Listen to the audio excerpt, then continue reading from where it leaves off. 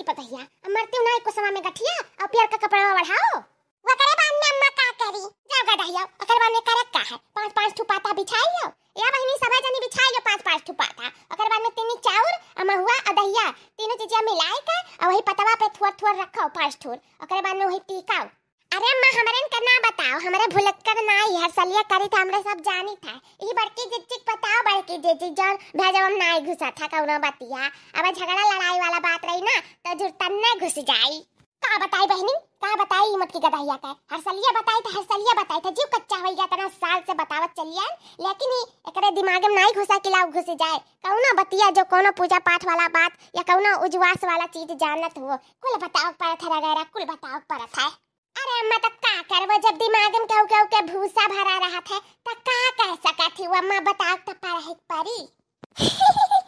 ये देख नहीं काऊ बाजे तेरिया बगलिए बैठी है वो पीछे लागी ही तब का करबे।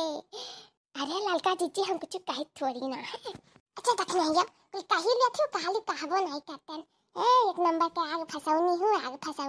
जाना थी बुढ़िया कर जल्ला दिन हूं तब हमें एक ना एक बात तू खुद रहा लियो अब का मुंह टकर ताका थी मुंह खोला एक इंच अकर तू नहीं पूजा फटाफट हां अम्मा कही था तो हसे तो देखी नहीं हो बाद में निपटा चलो आवाज दिया सब है जनी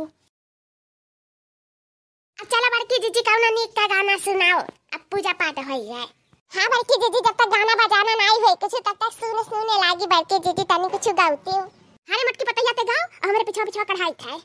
कहां ई